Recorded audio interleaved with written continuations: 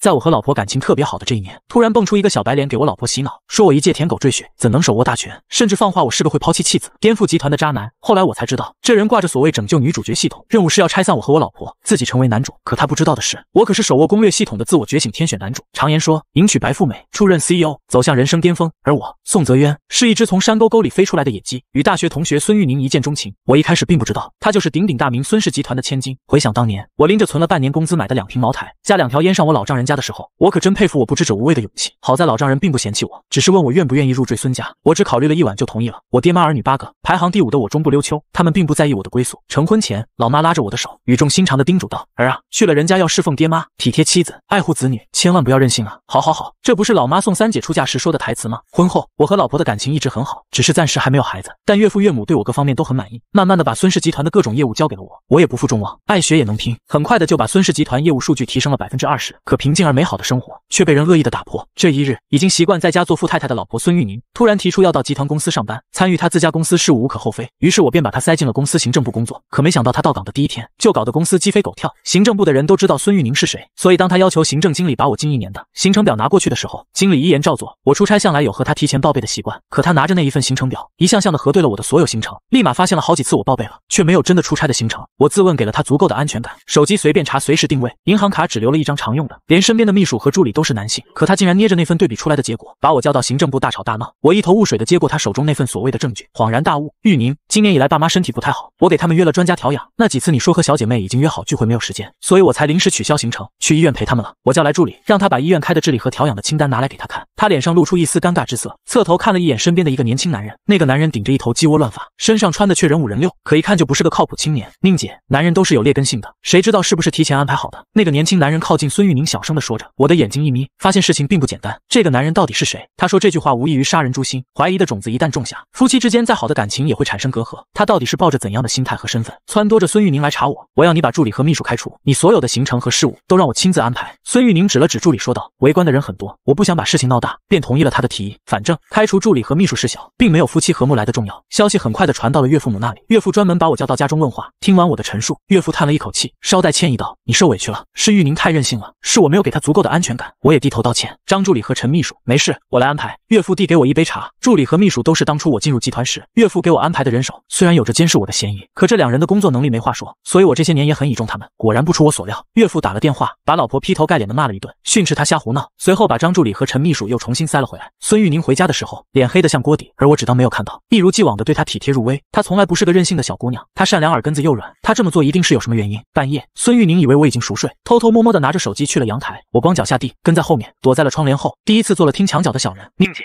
你相信我，我的系统从来不会出错。这个声音正是今天在公司跟在孙玉宁身边的那个精神小伙，只是他提到了系统，可我不想折腾了，以后的事情谁也说不准。如果他本来没有生出那样的心思，却被我折腾出了念头，我以后该怎么办呢？孙玉宁这话说的不错，只是他到底在防范些什么呢？宁姐，你别怕，你还有我，只要宁姐的爸妈坚定的站在你的身后，孙氏的东西，他宋泽渊1毛钱也别想拿走。那个男人温言细语的劝说着什么，我竖着耳朵听了许久，翻来覆去就那么几句，毫无新意。我便转头回了房继续睡觉。第2天一早，孙玉宁突然一反常态，竟然亲自下厨给我做了早餐。昨天是我不好，让你丢了面子，看在这份早餐的份上，你就原谅了我吧。孙玉宁面红如滴血，好似真的很不好意思一般。我接过早餐，道了声谢，温声的问道：“今天和小姐妹约好了去做脸吗？我送你。”孙玉宁脸上一僵，支支吾吾道：“你今天还可以带我去公司上班吗？”见我没接话，他又小心道：“我一定不像昨天那样瞎胡闹了。”我点点头，一脸当然可以的模样。昨天孙玉宁在行政部闹了一场，搞得全集团风言风语。我今天带着孙玉宁再次出现在行政部时，周围充满了猜疑的目光。我一个赘婿身份，在商场上见惯了大风大浪，对这种目光毫不在意。倒是孙玉宁如坐针毡，午饭的饭点还没到就走了。我知道他并没有回家，并非我刻意的派人跟踪他，而是他不知道那个小白脸拥有的所谓的系统，我也有一个。宿主女主角身边出现另一款系统频率波动，我的系统这样提示我，原本我的任务已经接近尾声，只要将孙氏集团业务拓展提升30%，我就能赢得系统大奖。可我没有想到，竟然还能半路杀出个程咬金，来试图从我手里抢人，这是我绝不能允许发生的事情。看我怎么一步步教他这个小趴菜怎么做系统。